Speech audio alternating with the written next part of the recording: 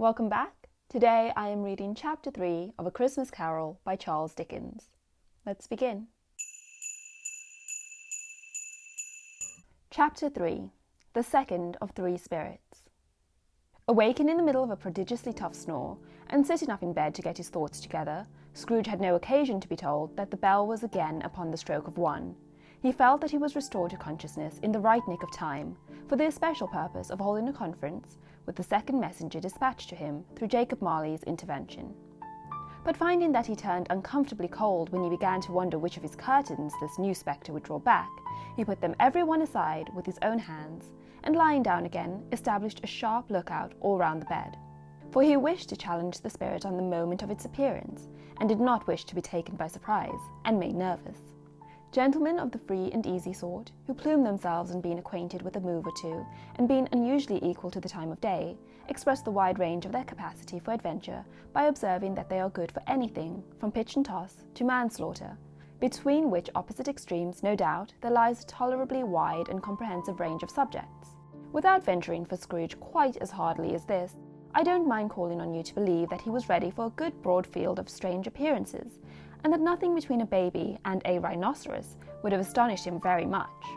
Now, being prepared for almost anything, he was not by any means prepared for nothing, and consequently, when the bell struck 1 and no shape appeared, he was taken with a violent fit of trembling. 5 minutes, 10 minutes, a quarter of an hour went by, yet nothing came. All this time he lay upon his bed, the very core and centre of a blaze of ruddy light, which streamed upon it when the clock proclaimed the hour, and which, being only light, was more alarming than a dozen ghosts, as he was powerless to make out what it meant, or would be at, and was sometimes apprehensive that he might be at that very moment an interesting case of spontaneous combustion, without having the consolation of knowing it. At last, however, he began to think, as you or I would have thought at first, for it is always the person not in the predicament who knows what ought to have been done in it, and would unquestionably have done it too. At last, I say, he began to think that the source and secret of this ghostly light might be in the adjoining room, from whence, on further tracing it, it appeared to shine. The idea taking full possession of his mind, he got up softly and shuffled in his slippers to the door. The moment Scrooge's hand was on the lock, a strange voice called him by his name and bade him enter. He obeyed. It was his own room. There was no doubt about that. But it had undergone a surprising transformation. The walls and ceiling were so hung with living green that it looked a perfect grove, from every part of which bright gleaming berries glistened. And the crisp leaves of holly, mistletoe, and ivy reflected back the light, as if so many little mirrors had been scattered there.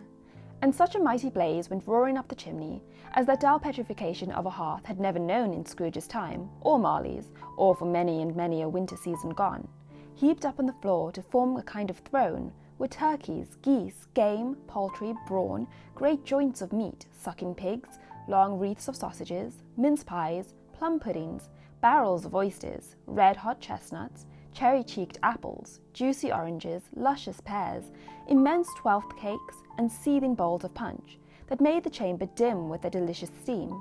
In easy state upon this couch, there sat a jolly giant, glorious to see, who bore a glowing torch, in shape not unlike Plenty's horn, and held it up, high up, to shed its light on Scrooge as he came peeping through the door. "Come in!" exclaimed the ghost. "Come in and know me better, man." Scrooge entered timidly, and hung his head before the spirit. He was not the dogged Scrooge he had been, and though the spirit's eyes were clear and kind, he did not like to meet them. "I am the ghost of Christmas present," said the spirit. "Look upon me." Scrooge reverently did so. It was clothed in one simple green robe, or mantle, bordered with white fur. This garment hung so loosely on the figure that its capacious breast was bare, as if disdaining to be warded or concealed by any artifice.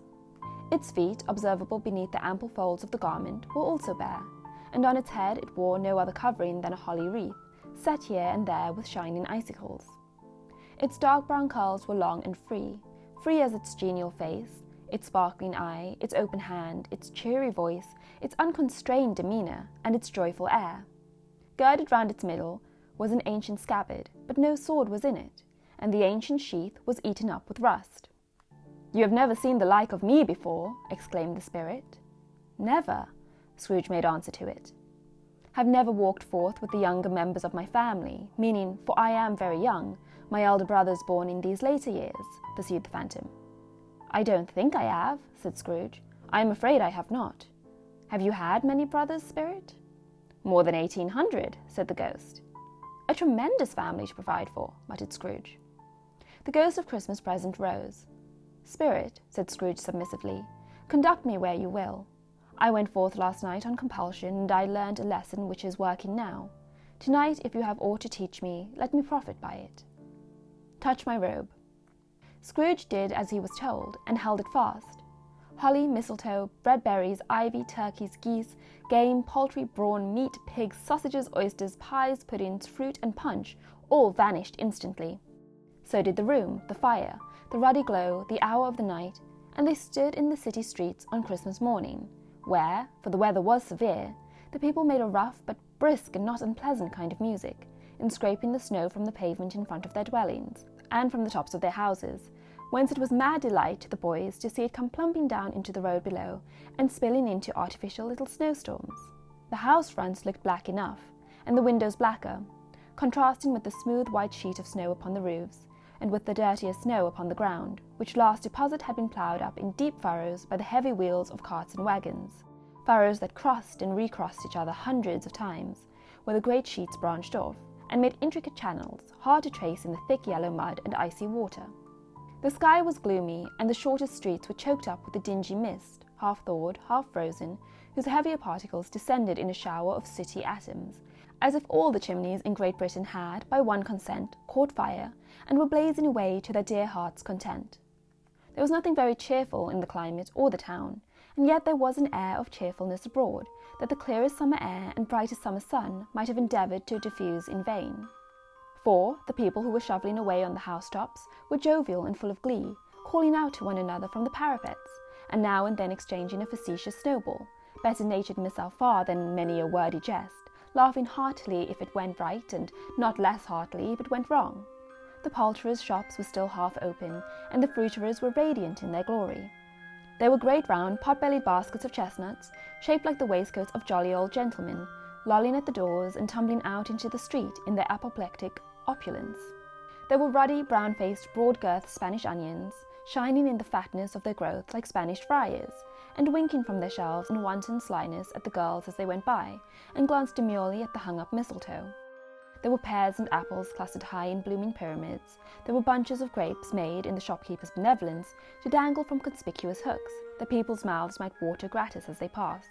There were piles of filberts, mossy and brown, recalling in their fragrance ancient walks among the woods, and pleasant shufflings ankle-deep through withered leaves. There were Norfolk biffins, squat and swarthy, setting off the yellow of the oranges and lemons, and, in the great compactness of their juicy persons, urgently entreating and beseeching to be carried home in paper bags, and eaten after dinner. The very gold and silver fish, set forth among these choice fruits in a bowl, though members of a dull and stagnant-blooded race, appeared to know that there was something going on, and, to a fish, went gasping round and round their little world in slow and passionless excitement. The grocers, nearly closed with perhaps 2 shutters down, or 1, but through those gaps such glimpses. It was not alone that the scales descending on the counter made a merry sound, or that the twine and roller parted company so briskly, or that the canisters were rattled up and down like juggling tricks, or even that the blended scents of tea and coffee were so grateful to the nose, or even that the raisins were so plentiful and rare, the almonds so extremely white, the sticks of cinnamon so long and straight, the other spices so delicious, the candied fruits so caked and spotted with molten sugar as to make the coldest lookers-on feel faint and subsequently bilious. Nor was it that the figs were moist and pulpy, or that the French plums blushed in modest tartness from their highly decorated boxes, or that everything was good to eat and in its Christmas dress. But the customers were all so hurried and so eager in the hopeful promise of the day that they tumbled up against each other at the door, crashing their wicker baskets wildly, and left their purchases upon the counter, and came running back to fetch them, and committed hundreds of the like mistakes, in the best humour possible, while the grocer and his people were so frank and fresh that the polished hearts with which they fastened their aprons behind might have been their own, worn outside for general inspection, and for Christmas dolls to peck at, if they chose. But soon the steeples called good people all to church and chapel, and away they came, flocking through the streets in their best clothes, and with their gayest faces. And at the same time there emerged from scores of by-streets, lanes and nameless turnings innumerable people, carrying their dinners to the bakers' shops. The sight of these poor revellers appeared to interest the spirit very much, for he stood with Scrooge beside him in a baker's doorway, and taking off the covers as their bearers passed, sprinkled incense on their dinners from his torch. And it was a very uncommon kind of torch, for once or twice when there were angry words between some dinner carriers who had jostled each other, he shed a few drops of water on them from it, and their good humour was restored directly. For they said it was a shame to quarrel upon Christmas Day, and so it was. God love it, so it was. In time the bell ceased and the bakers were shut up, and yet there was a genial shadowing forth of all these dinners and the progress of their cooking in the thawed blotch of wet above each baker's oven, where the pavement smoked as if its stones were cooking too. "Is there a peculiar flavour in what you sprinkle from your torch?" asked Scrooge. "There is, my own." "Would it apply to any kind of dinner on this day?" asked Scrooge. "To any kindly given, to a poor one most." "Why to a poor one most?" asked Scrooge. "Because it needs it most." "Spirit," said Scrooge, after a moment's thought, "I wonder you, of all the beings in the many worlds about us, should desire to cramp these people's opportunities of innocent enjoyment." "Aye!" cried the spirit. "You would deprive them of their means of dining every seventh day, often the only day on which they can be said to dine at all," said Scrooge, "wouldn't you?" "Aye!" cried the spirit. "You seek to close these places on the seventh day," said Scrooge, "and it comes to the same thing." "I seek!" exclaimed the spirit. "Forgive me if I am wrong. It has been done in your name, or at least in that of your family," said Scrooge. "There are some upon this earth of yours," returned the spirit, "who lay claim to know us, and who do their deeds of passion, pride, ill will, hatred, envy, bigotry, and selfishness in our name, who are as strange to us and all our kith and kin as if they had never lived. Remember that, and charge their doings on themselves, not us." Scrooge promised that he would, and they went on, invisible as they had been before, into the suburbs of the town. It was a remarkable quality of the ghost, which Scrooge had observed at the baker's, that notwithstanding his gigantic size, he could accommodate himself to any place with ease, and that he stood beneath a low roof quite as gracefully and like a supernatural creature as it was possible he could have done in any lofty hall. And perhaps it was the pleasure the good spirit had in showing off his power of his, or else it was his own kind, generous, hearty nature, and his sympathy with all poor men, that led him straight to Scrooge's clerk's, for there he went and took Scrooge with him, holding to his robe, and on the threshold of the door the spirit smiled, and stopped to bless Bob Cratchit's dwelling with the sprinkling of his torch. Think of that! Bob had but 15 bob a week himself. He pocketed on Saturdays but 15 copies of his Christian name, and yet the ghost of Christmas present blessed his 4-roomed house. Then up rose Mrs. Cratchit, Cratchit's wife, dressed out but poorly in a twice-turned gown, but brave in ribbons, which are cheap and make a goodly show for 6pence, and she laid the cloth, assisted by Belinda Cratchit, second of her daughters, also brave in ribbons, while Master Peter Cratchit plunged a fork into the saucepan of potatoes, and getting the corners of his monstrous shirt-collar, Bob's private property conferred upon his son and heir in honour of the day, into his mouth, rejoiced to find himself so gallantly attired, and yearned to show his linen in the fashionable parks. And now 2 smaller Cratchits, boy and girl, came tearing in, screaming that outside the baker's they had smelt the goose and known it for their own, and basking in luxurious thoughts of sage and onion, these young Cratchits danced about the table, and exalted Master Peter Cratchit to the skies, while he, not proud although his colours nearly choked him, blew the fire until the slow potatoes bubbling up knocked loudly at the saucepan lid to be let out and peeled. "What has ever got your precious father, then?" said Mrs. Cratchit, "and your brother, Tiny Tim? And Martha warn't as late last Christmas Day by half an hour." "Here's Martha, mother," said a girl, appearing as she spoke. "Here's Martha, mother," cried the 2 young Cratchits. "Hurrah, there's such a goose, Martha." "Why, bless your heart alive, my dear, how late you are," said Mrs. Cratchit, kissing her a dozen times, and taking off her shawl and bonnet for her with officious zeal. "We'd a deal of work to finish up last night," replied the girl, "and had to clear away this morning, mother." "Well, never mind, so long as you are come," said Mrs. Cratchit. "Sit you down before the fire, my dear, and have a warm, Lord bless you." "No, no, there's father coming," cried the 2 young Cratchits, who were everywhere at once. "Hide, Martha, hide!" So Martha hid herself, and in came little Bob, the father, with at least 3 feet of comforter, exclusive of the fringe, hanging down before him, and his threadbare clothes darned up and brushed to look seasonable, and Tiny Tim upon his shoulder. Alas for Tiny Tim, he bore a little crutch, and had his limbs supported by an iron frame. "Why, where's our Martha?" cried Bob Cratchit, looking round. "Not coming," said Mrs. Cratchit. "Not coming," said Bob, with a sudden declension in his high spirits, for he had been Tim's blood horse all the way from church, and had come home rampant. "Not coming upon Christmas Day?" Martha didn't like to see him disappointed, if it were only in joke, so she came out prematurely from behind the closet door and ran into his arms, while the two young Cratchits hustled Tiny Tim and bore him off into the wash-house, that he might hear the pudding singing in the copper. "How did little Tim behave?" asked Mrs. Cratchit, when she had rallied Bob on his credulity, and Bob had hugged his daughter to his heart's content. "As good as gold," said Bob, "and better. Somehow he gets thoughtful, sitting by himself so much, and thinks the strangest things you ever heard. He told me, coming home, that he hoped the people saw him in the church, and it might be pleasant to them to remember upon Christmas Day who made lame beggars walk and blind men see." Bob's voice was tremulous when he told them this, and trembled more when he said that Tiny Tim was growing strong and hearty. His active little crutch was heard upon the floor, and back came Tiny Tim before another word was spoken, escorted by his brother and sister to his stool before the fire, and while Bob, turning up his cuffs, as if, poor fellow, they were capable of being made more shabby, compounded some hot mixture in a jug with gin and lemons, and stirred it round and round, and put it on the hob to simmer. Master Peter and the two ubiquitous young Cratchits went to fetch the goose, with which they soon returned in high procession. Such a bustle ensued that you might have thought the goose the rarest of all birds, a feathered phenomenon, to which a black swan was a matter of course. And in truth, it was something very like it in that house. Mrs. Cratchit made the gravy, ready beforehand in a little saucepan, hissing hot. Master Peter mashed the potatoes with incredible vigour. Miss Belinda sweetened up the apple sauce. Martha dusted the hot plates.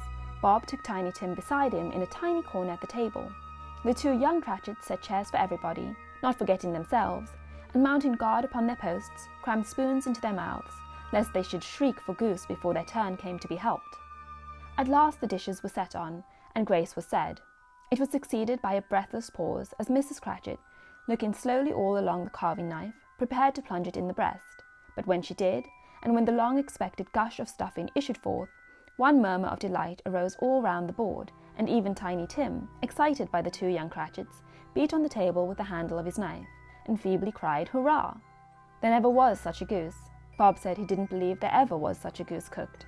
Its tenderness and flavour, size and cheapness were the themes of universal admiration.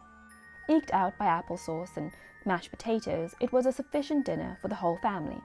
Indeed, as Mrs. Cratchit said with great delight, surveying one small atom of a bone upon the dish, they hadn't ate it all at last, yet every one had had enough, and the youngest Cratchits in particular was steeped in sage and onion to the eyebrows. But now, the plates being changed by Miss Belinda, Mrs. Cratchit left the room alone, too nervous to bear witness, to take the pudding up and bring it in. Suppose it should not be done enough? Suppose it should break in turning out? Suppose somebody should have gone over the wall of the backyard and stolen it, while they were merry with the goose? A supposition at which the two young Cratchits became livid. All sorts of horrors were supposed. Hello, a great deal of steam. The pudding was out of the copper. A smell like a washing day. That was the cloth. A smell like an eating house and a pastry cook's next door to each other, with the laundresses next door to that. That was the pudding. In half a minute, Mrs. Cratchit entered, flushed but smiling proudly, with the pudding, like a speckled cannonball so hard and firm, blazing in half of a half-quartern of ignited brandy, and bedight with Christmas holly stuck into the top. "Oh, a wonderful pudding," Bob Cratchit said, and calmly too, that he regarded it as the greatest success achieved by Mrs. Cratchit since their marriage. Mrs. Cratchit said that now the weight was off her mind, she would confess she had her doubts about the quantity of flour. Everybody had something to say about it, but nobody said or thought it was at all a small pudding for a large family. It would have been flat heresy to do so. Any Cratchit would have blushed to hint at such a thing. At last the dinner was all done. The cloth was cleared, the hearth swept, and the fire made up. The compound in the jug being tasted, and considered perfect, apples and oranges were put upon the table, and a shovel full of chestnuts on the fire. Then all the Cratchit family drew round the hearth, in which Bob Cratchit called a circle, meaning half of one, and at Bob Cratchit's elbow stood the family display of glass, 2 tumblers and a custard cup without a handle. These held the hot stuff from the jug, however, as well as golden goblets would have done, and Bob served it out with beaming looks, while the chestnuts on the fire sputtered and cracked noisily. Then Bob proposed, "A Merry Christmas to us all, my dears. God bless us," which all the family re-echoed. "God bless us every one," said Tiny Tim, the last of all. He sat very close to his father's side upon his little stool. Bob held his withered little hand in his, as if he loved the child and wished to keep him by his side, and dreaded that he might be taken from him. "Spirit," said Scrooge, with an interest he had never felt before, "tell me Tiny Tim will live?" "I see a vacant seat," replied the ghost, "in the poor chimney corner, and a crutch without an owner, carefully preserved. If these shadows remain unaltered by the future, the child will die." "No, no," said Scrooge. "No, kind spirits say he will be spared." "If these shadows remain unaltered by the future, none other of my race," returned the ghost, "will find him here." "What then? If he be like to die, he had better do it, and decrease the surplus population." Scrooge hung his head to hear his own words quoted by the spirit, and was overcome with penitence and grief.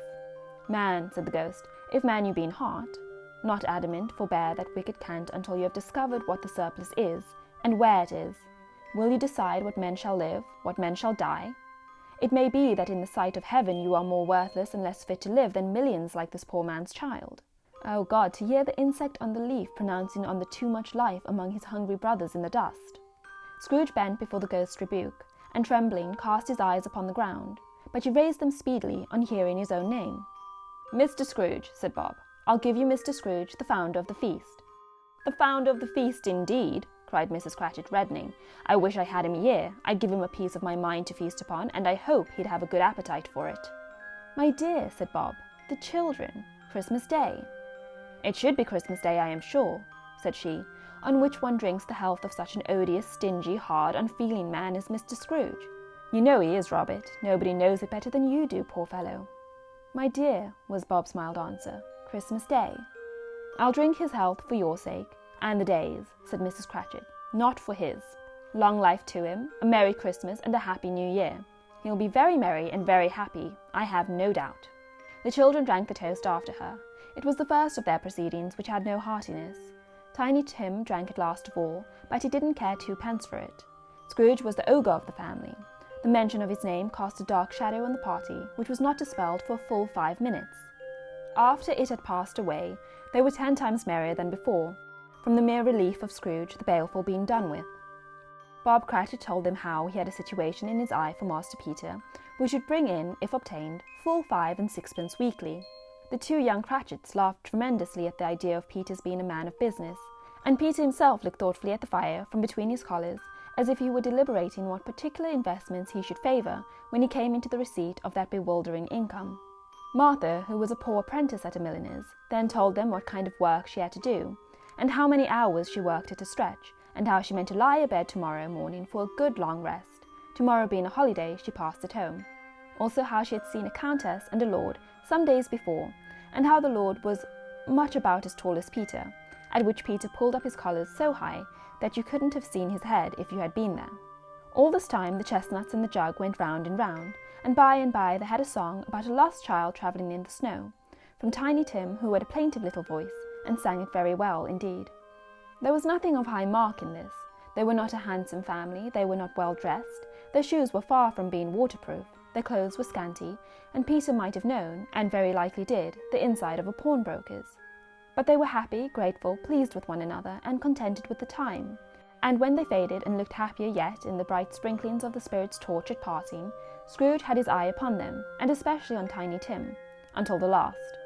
By this time it was getting dark, and snowing pretty heavily, and as Scrooge and the spirit went along the streets, the brightness of the roaring fires in the kitchens, parlours, and all sorts of rooms was wonderful. Here the flickering of the blaze showed preparations for a cosy dinner, with hot plates baking through and through before the fire, and deep red curtains ready to be drawn to shut out cold and darkness. There all the children of the house were running out into the snow to meet their married sisters, brothers, cousins, uncles, aunts, and be the first to greet them. Here again were shadows on the window blind of guests assembling, and there a group of handsome girls, all hooded and fur-booted, all chattering at once, tripped lightly off to some near neighbour's house, where woe upon the single man who saw them enter, artful witches while they knew it, in a glow. If you had judged from the numbers of people on their way to friendly gatherings, you might have thought that no one was at home to give them welcome when they got there, instead of every house expecting company, and piling up its fires half chimney high. Blessings on it, how the ghost exulted! How it bared its breadth of breast, and opened its capacious palm, and floated on, outpouring with a generous hand, its bright and harmless mirth on everything within its reach. The very lamplighter who ran on before, dotting the dusky street with specks of light, and who was dressed to spend the evening somewhere, laughed out loudly as the spirit passed, though little kenned the lamplighter that he had any company but Christmas. And now, without a word of warning from the ghost, they stood upon a bleak and desert moor, where monstrous masses of rude stones were cast about, as though it were the burial place of giants, and water spread itself wheresoever it listed, or would have done so but for the frost that held it prisoner, and nothing grew but moss and furze, and coarse rank grass.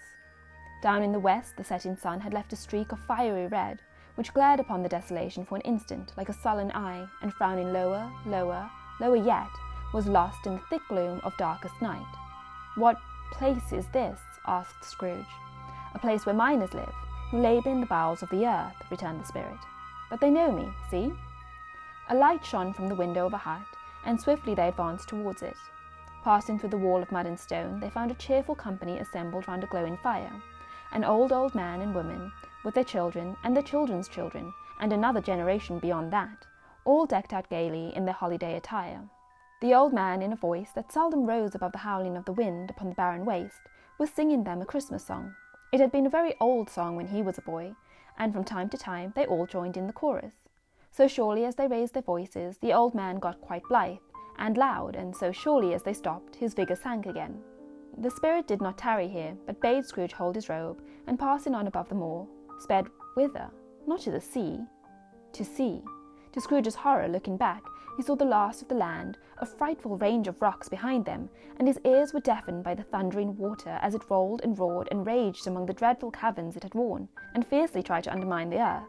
Built upon a dismal reef of sunken rocks, some league or so from shore, on which the waters chafed and dashed the wild year through, there stood a solitary lighthouse. Great heaps of seaweed clung to its base, and storm birds, born of the wind one might suppose, as seaweed of the water, rose and fell about it, like the waves they skimmed. But even here, two men who watched the lighthouse had made a fire, that through the loophole in the thick stone wall shed out a ray of brightness on the awful sea.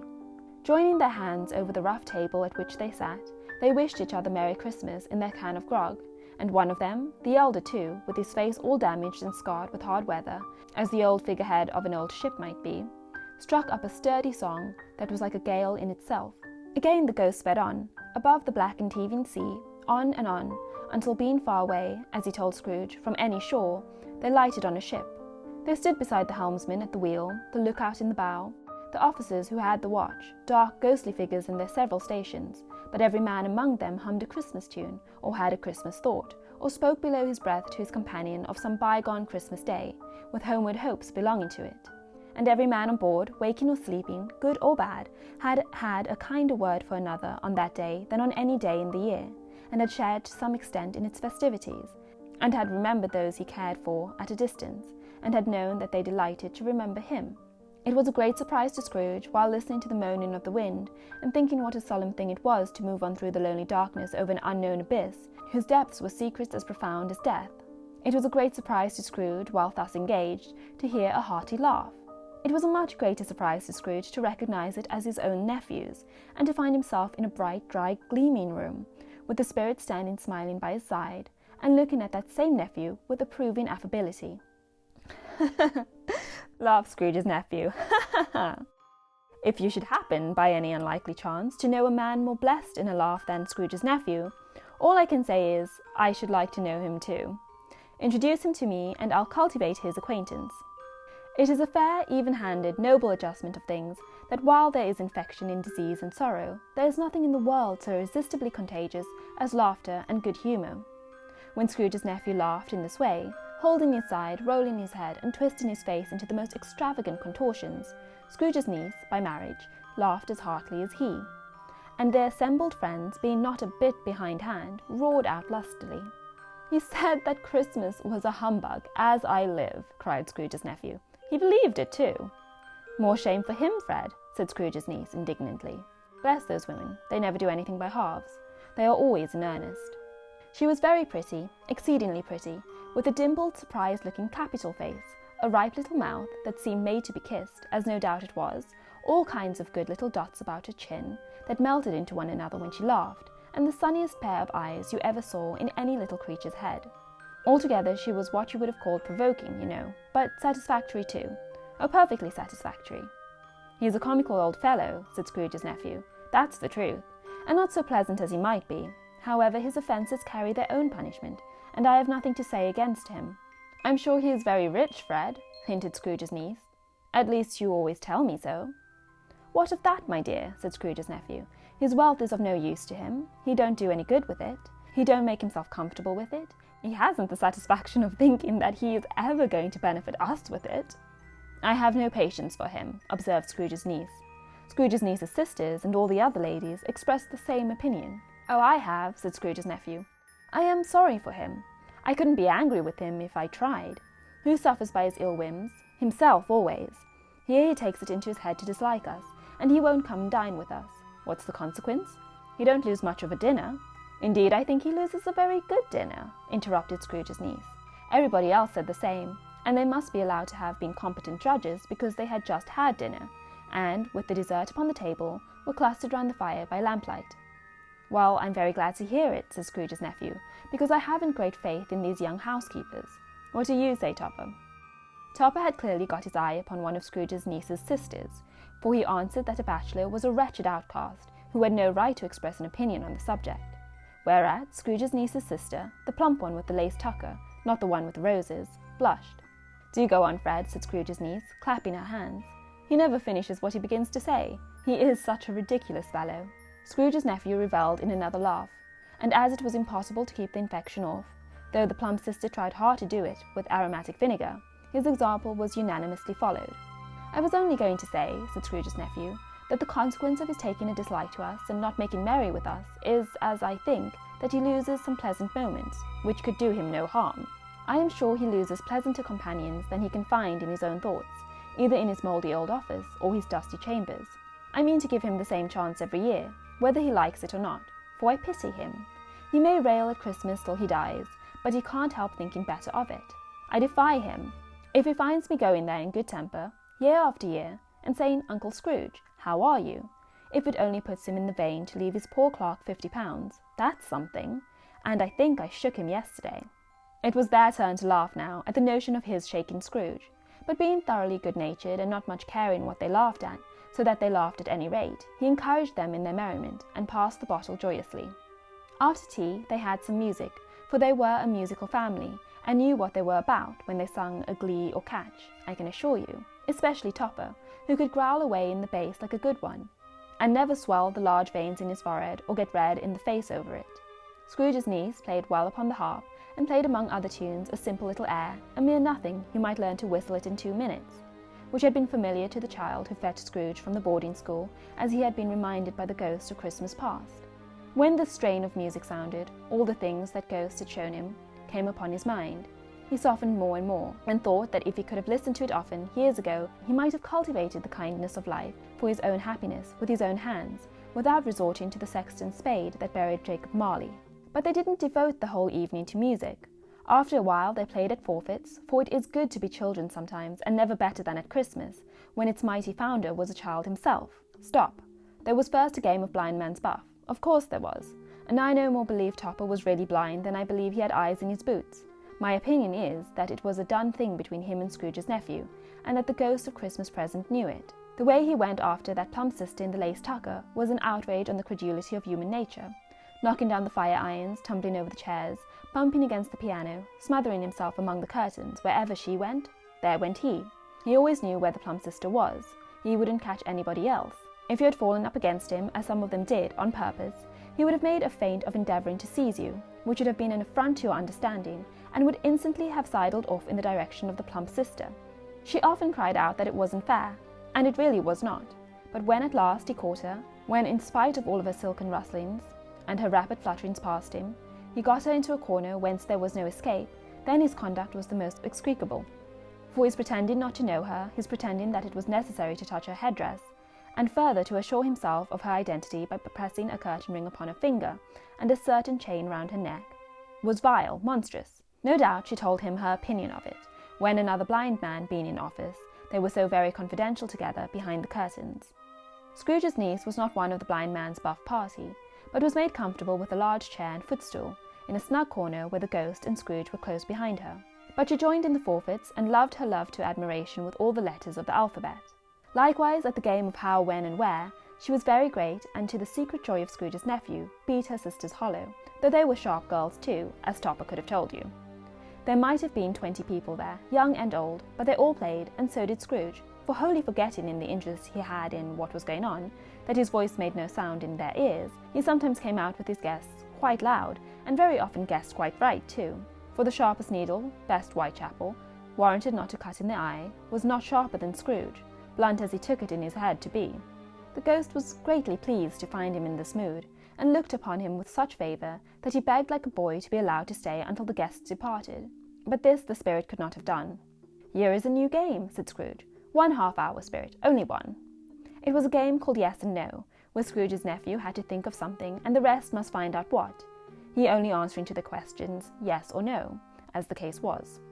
The brisk fire of questioning to which he was exposed elicited from him that he was thinking of an animal, a live animal, rather a disagreeable animal, a savage animal, an animal that growled and grunted sometimes, and talked sometimes, and lived in London, and walked about the streets, and wasn't made a show of, and wasn't led by anybody, and didn't live in a menagerie, and was never killed in a market, and was not a horse, or an ass, or a cow, or a bull, or a tiger, or a dog, or a pig, or a cat, or a bear.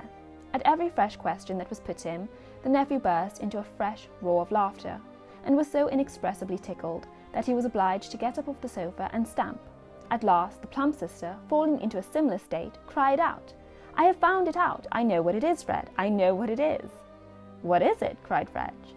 "It's your Uncle Scrooge!" Which it certainly was.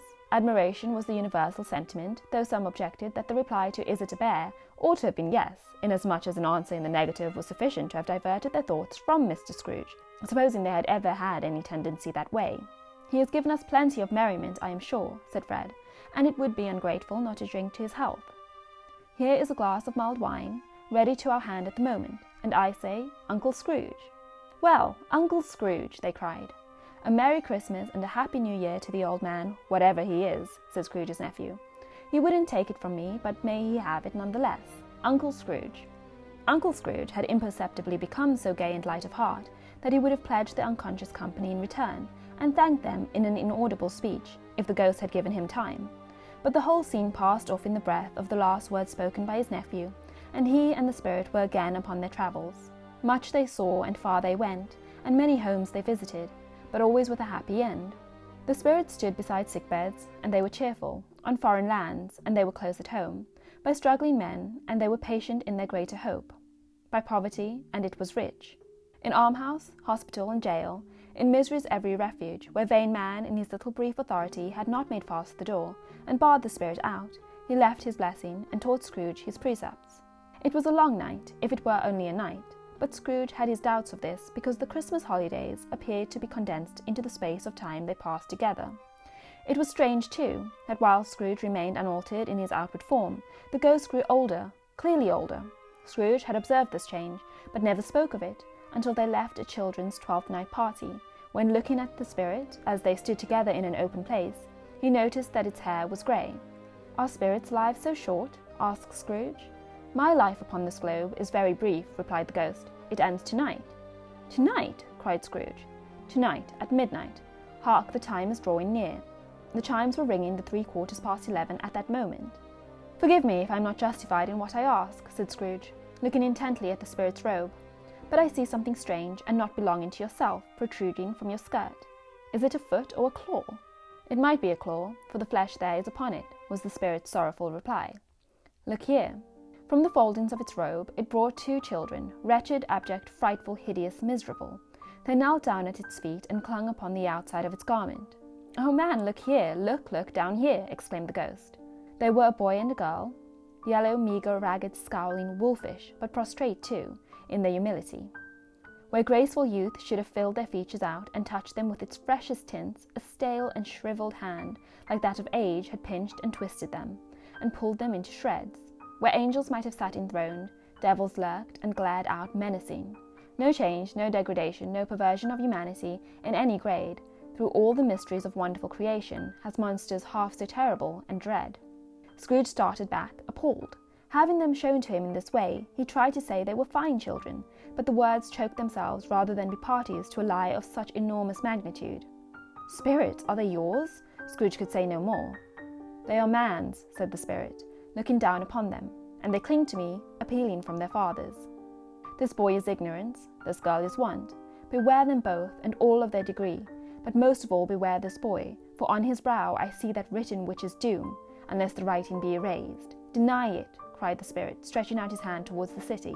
"Slander those who tell it you, admit it for your factious purposes, and make it worse, and bide the end. Have they no refuge or resource?" cried Scrooge. "Are there no prisons?" said the spirit, turning on him for the last time with his own words.